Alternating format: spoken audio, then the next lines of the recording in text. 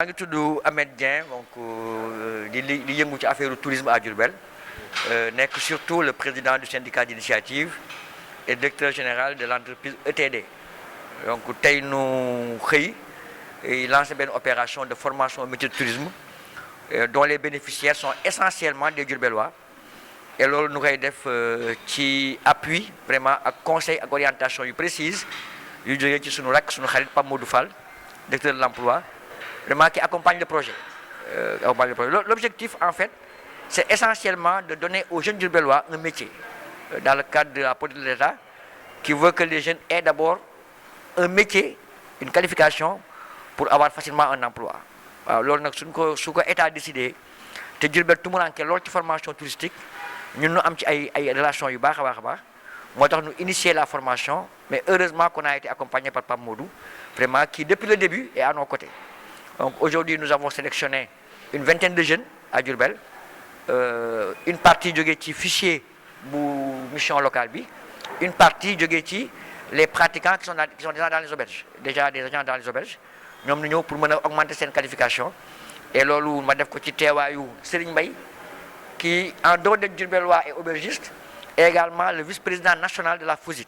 La FOSIT, c'est la Fédération des offices et syndicats d'initiative du Sénégal. Mais ma am mbégte wu également def ko avec un expert du métier, c'est mon ami et frère Auguste Ndong, qui était antérieurement le directeur d'hébergement de Hôtel Savannah Kumba. Donc c'est un homme du métier. Donc on a vraiment essayé de chercher les bonnes personnes pour faire la bonne formation et avoir le bon partenaire pour faire la bonne formation. Donc loolu mooy en fait je veux dire on a la bonne personne et on a le bon partenaire. Donc il y a aucune raison qu'on ne fasse pas une bonne formation. Encore une fois, je remercie les apprenants. xale yi ñëw jàng si di leen souhaiter une bonne formation et un bon courage. Ben Diakhaté laa tudd. Tout d'abord dañuy remercier ñi nga xamante ni ñoo organiser formation bi ndaxte jël ay jeunes di leen former te fayuñu dara déjà loolu amuñu seen fay te su leen neexoon mën nañ ko bañ a def di leen remercier encore une fois. neex na ma parce que dama doon jàng te dama rêvé woon def formation restauration hôtellerie après un jour laa toog sama benn tonche. Envoyé ma message ni ma waa Sicom dañuy may ay formation après laa dem foofu noonu ma lire filière yi ma gis ko ma coché ko ma toog quelque temps ñu woo ma wax ma ko ni ma ndax confirmé nga kii bi ma ni leen waa. su ma paree fekkee am naa moyen pour ubbi sama propre hôtel wala benn resto ma def ko su ma ko amul tamit ma déposé ci hôtel yi fi nekk santé sama sens rek lu ma si am ma jël. Mbaye Niang, coordonnateur de la mission locale pour l'emploi et l'entrepreneuriat de Diourbel, qui est un service déconcentré de la direction de l'emploi, du ministère de l'emploi, de la formation professionnelle, de l'apprentissage et de l'insertion.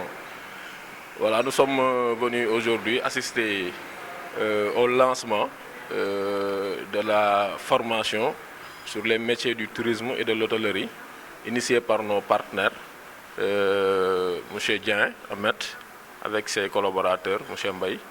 Voilà, donc une formation donc, sur une durée de 4 mois, sur 6 modules qui vont démarrer aujourd'hui même, donc avec des jeunes qui sont essentiellement des Diourbellois, qui sont déjà insérés dans certains auberges et d'autres donc, qui provenant de notre fichier de demandeurs d'emploi qui ont peut-être une initiation dans ces métiers de l'hôtellerie, mais qui n'ont pas pu peut-être faire une formation qualifiante.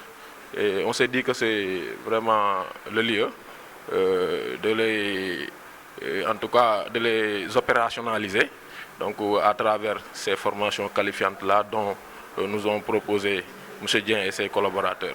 Donc la direction de l'emploi vient en appoint, donc en accompagnant donc, ces formateurs-là dans ces métiers qui sont vraiment des métiers un peu rare, hein, on dirait à Diourbel, parce que si vous demandez un hôtelier à Diourbel par exemple, donc vous peinez vraiment à le trouver. xam nga li am solo mooy nga am formation pare soo amee formation ba am sa métier ba am xam-xam bi ku la wutal di nga am ku la wutal nga wutal sa bopp maintenant ñoom bu ñu jàngee ba am seen xam-xam bopp ñi fi nekk ci ay structure ay hôtel ak ay héberge s'ils ont des besoins ñoom ils sont prioritaires mais la perspective la plus lointaine c'est que tey Diourbel mi ngi tabax hôtel bu mag a mag a mag mooy hôtel bi am fii ci boori hôpital am 70 chambres ak 8 suites mais hôtel boobu su paree te ay doomu Diourbel amuñu formation qualifiante pour liggéey ci mais waa Ndar fii liggéey ci ak waa Dakar donc c'est pour parer à ça que moo tax ñu anticiper opération de formation bi pour que su paree suñuy doom suñuy jarbaat mën a liggéey quand même ci loolu que ñuy bàyyi dëkk bi ñeneen ñi di